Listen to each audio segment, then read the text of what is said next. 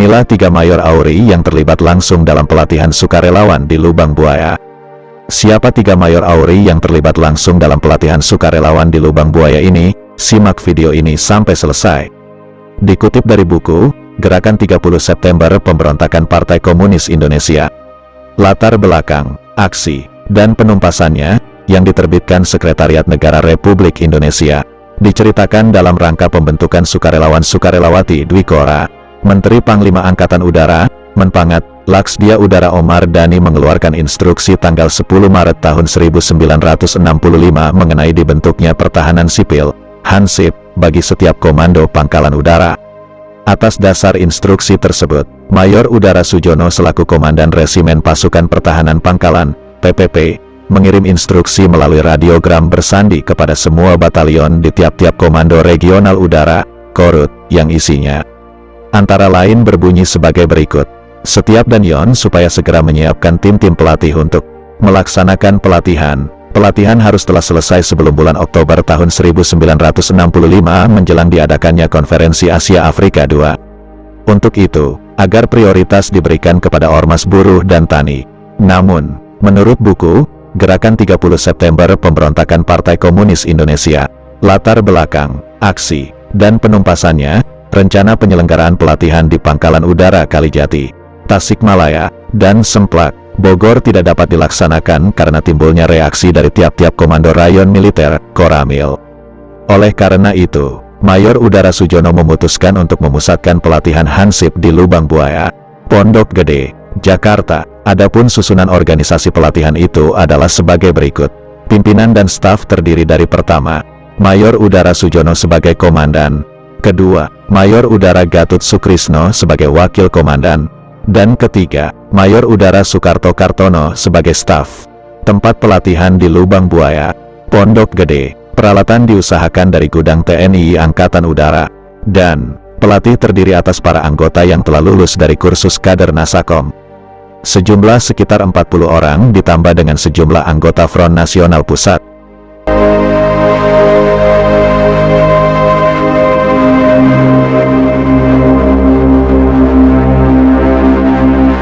Menurut buku, Gerakan 30 September Pemberontakan Partai Komunis Indonesia, latar belakang, aksi, dan penumpasannya, pelatihan tersebut berlangsung mulai tanggal 5 Juli tahun 1965 sampai dengan saat meletusnya Gerakan 30 September.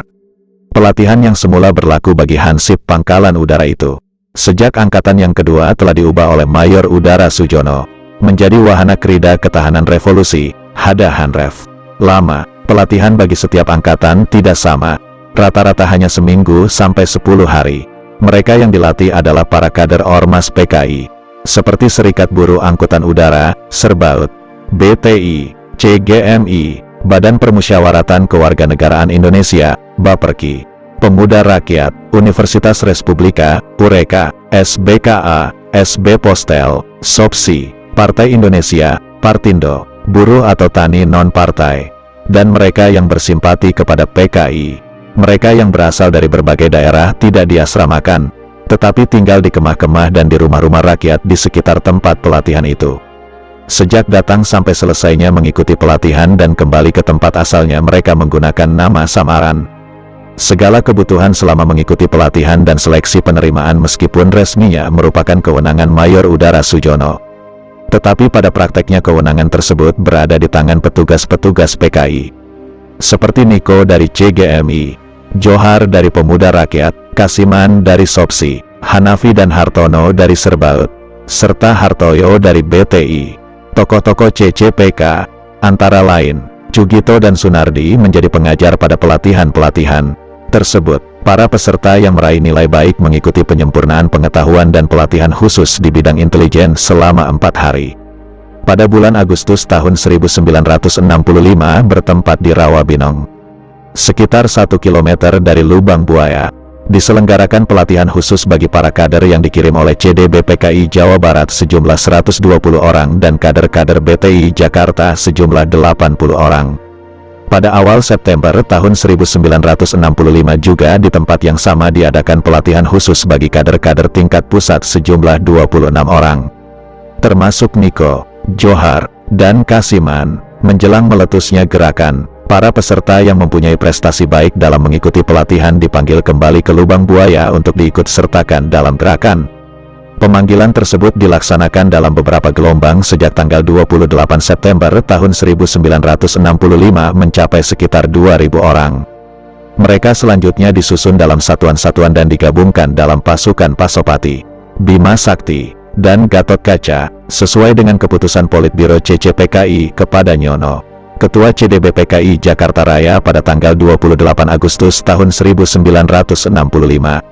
Pelatihan kemiliteran bagi unsur-unsur PKI yang diselenggarakan di Lubang Buaya itu menjadi bagian dari rencana gerakan 30 September.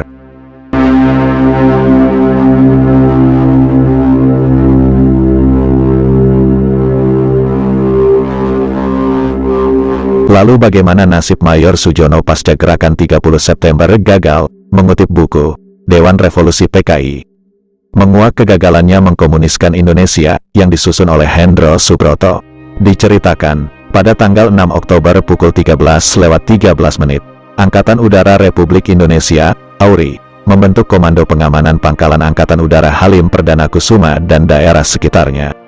Pihak Angkatan Udara juga mengadakan pembersihan terhadap oknum-oknum AURI yang terlibat G30 SPKI.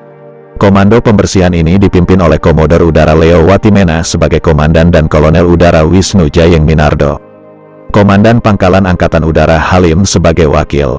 Sehari sebelumnya, Kolonel Wisnu telah memerintahkan kepada Komandan Polisi Angkatan Udara untuk menangkap Mayor Udara Sujono yang terlibat G30 SPKI. Mayor Udara Sujono pun akhirnya bisa ditangkap. Kemudian Mayor Udara Sujono diserahkan kepada Kolonel Udara Ramli Sumardi, Panglima Komando Pertahanan, Pangkalan, perwira AURI lainnya yang juga terlibat dalam gerakan 30 September yakni Mayor Udara Gatot Sukrisno juga ditangkap. Menurut Hendro Subroto dalam buku yang disusunnya, pembersihan terhadap anggota AURI yang terlibat G30 BS PKI dilakukan terus. Pada bulan November tahun 1965, menurut Hendro Subroto, sekitar 30 orang anggota AURI yang terlibat G30 SPKI seperti Mayor Udara Sujono, Mayor Udara Gatot Sukrisno, Letnan Kolonel Udara Heru Atmojo dan lain-lain diungsikan dari Jakarta dengan alasan keamanan. Mula-mula Mayor Udara Sujono dan kawan-kawan ini diterbangkan dengan pesawat Dakota dari Halim Perdana Kusuma menuju ke Pangkalan Udara Husein Sastranegara di Bandung. Kemudian dari Pangkalan Udara Husein Sastranegara mereka diterbangkan lagi dengan pesawat Hercules menuju ke Biak, Irian Jaya atau sekarang Papua. Menurut Hendro Subroto dalam buku yang disusunnya, pergerakan Mayor Udara Sujono dan kawan-kawan ini dipantau terus oleh pihak Angkatan Darat. Ketika pesawat Hercules mengalami kerusakan di Maumere, Flores, juga diketahui oleh Angkatan Darat, Mayor Udara Sujono dan kawan-kawan kemudian ditahan di Biak, Irian Jaya, sambil menunggu proses hukum selanjutnya. Akhirnya Mayor Udara Sujono dan kawan-kawan dijemput oleh auditor militer dari Biak dan diterbangkan kembali ke Jakarta. Dalam sidang Mahkamah Militer Luar Biasa di Jakarta, Letkol Udara Heru Atmojo dijatuhi hukuman 15 tahun penjara, sementara Gatot Sukrisno dihukum 29 tahun. Adapun Mayor Udara Sujono dijatuhi hukuman mati. Dia mati meregang nyawa di hadapan regu tembak yang mengeksekusinya.